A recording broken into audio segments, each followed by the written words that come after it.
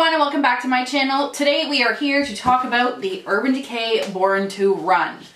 Let me start off this review by saying, Urban Decay, welcome back. Where have you been? Not in the sense of where have you been, you're not releasing anything, but where have you been with your shitty palette releases? I'm looking at you, Backtalk. I spent my morning going through this palette and like looking at dupes and seeing what I could find in their line already that I own to see if they basically just stuck a whole bunch of existing shades in here. And yes, I know that you look at this and it's not that exciting, but you get so many different kind of looks in it. You'll see a look that I create at the end of this video. I always try and do my makeup with the palette, which I did do today. I used Stranded, Baja, Breakaway, Big Sky, and Still Shot, I believe, if I remember correctly when I was doing my makeup today. But wow.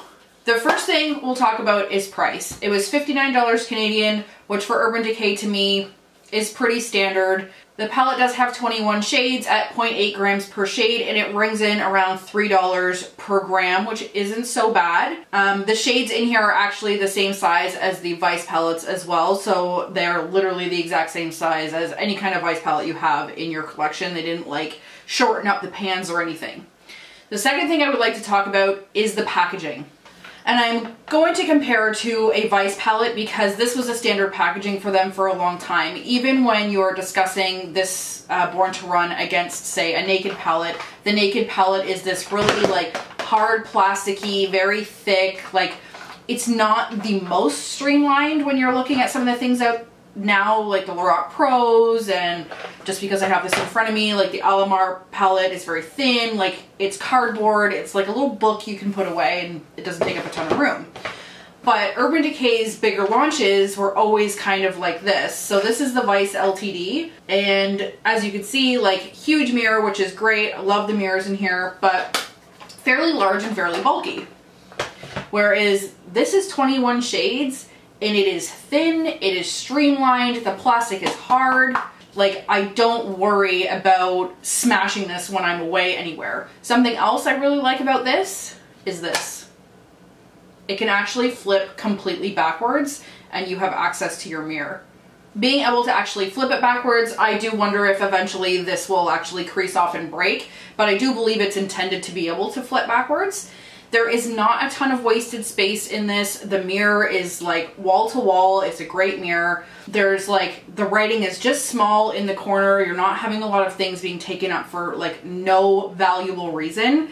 So packaging wise, this is like a total 5 out of 5 for me. It was one of the first things I noticed. I'm not even talking like the pictures on the front and how it has all these cool places that people have gone, and like the whole thing is like traveling through summer and traveling and born to run around the world, I guess, like my friend Mel. I guess what I'm trying to say is it's nice to see a palette from Urban Decay that has this amount of shades but isn't this massive, huge, bulky packaging. Like, it's just so much more streamlined, and I personally really like that when it comes to space, when it comes to traveling, gym bags, etc, etc, etc.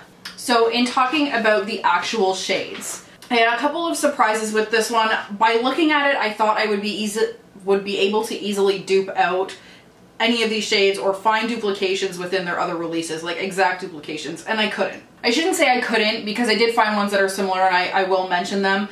But what I do want to say is in my personal collection, I couldn't find exact duplicates other than Smog. So Smog is in the Vice Reloaded as well as the Emo palette, and I did actually find a dupe in my collection for Smog as well. And that is the shade Influence in Basquiat, the neutral color Basquiat. Another dupe shade is Ignite. It actually dupes with Heat in the Vice LTD. Wild Heart, which is this one here, also dupes to Alchemy and the Vice 4. Not an exact dupe, but very close. And then Double Life, which is right here, dupes to Off Duty and After Dark. Again, they are not exact, but they are very, very close, and I would be hard pressed to say that on the eyes that you'd be able to tell the difference. So there are very basic shades in here. I'm not even going to try and disagree with that. Like, I also feel like Wild Heart is very close to Hepcat from MAC when it's on the eye. Another few things to mention about the shades in here.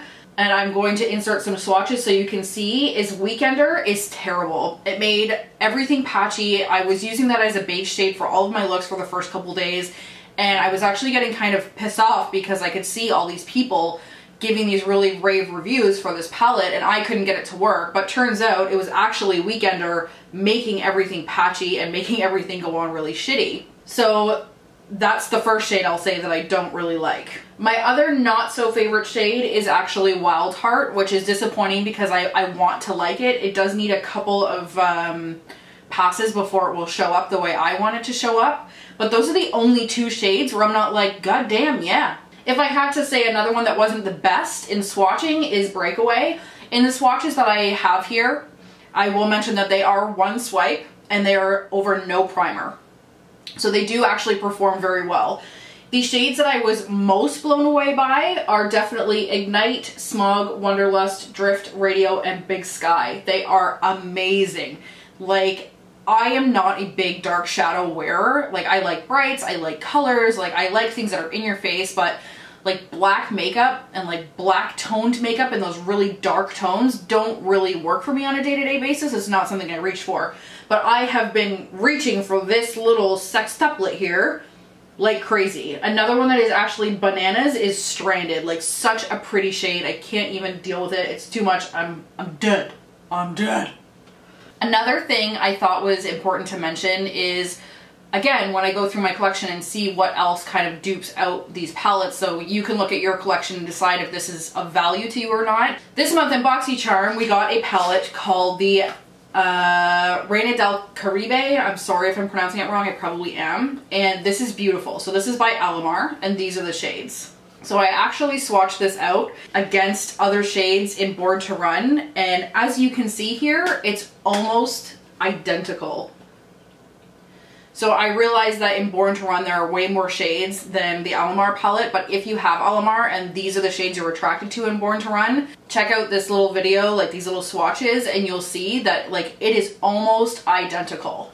I'm not saying that's a bad thing, I'm just saying if you already have Alamar and those are really the shades that you are interested in Born to Run, I don't think Born to Run has any value to you. However, if you have seen Alamar and you have seen Born to Run, and you want to buy one of them, I would actually suggest Born to Run because it does come with more colors. I have nothing against Alamar. I actually think it's a beautiful palette. If you don't subscribe to BoxyCharm, I strongly suggest you do if you are thinking about a subscription box, because the stuff they are sending is amazing. All in all, I do really love this palette. I'm actually surprised that Urban Decay has finally released something again that is a good shade range. There are wearable shades, there are neutral shades, there are colored shades, like not super brightly colored, but like these really rich tones, and I really love that about this palette.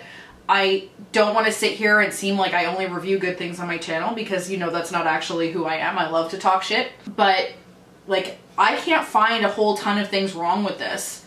It's like the formula of the old Smoked palette, which was super, super creamy. Like the shades were super pigmented, just absolutely beautiful. So if I had to give this a rating out of, like, let's use palm trees for travel.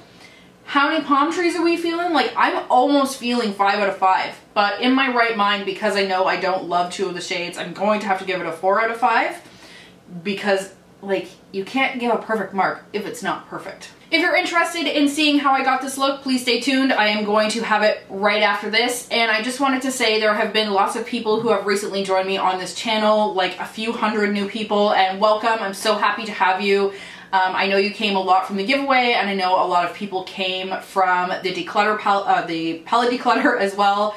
So thank you so much for joining me. I really appreciate it. Every time anybody hits that subscribe button, like I literally do a little happy dance, and I like tell my friends when I get a new subscriber because I'm lame like that. But I just, again, appreciate so much when people take the time to basically spend time with me, because time is a valuable asset that you can never get back. So again, thank you so much. Stay tuned for the tutorial to see how I got this look, and thank you so much for watching.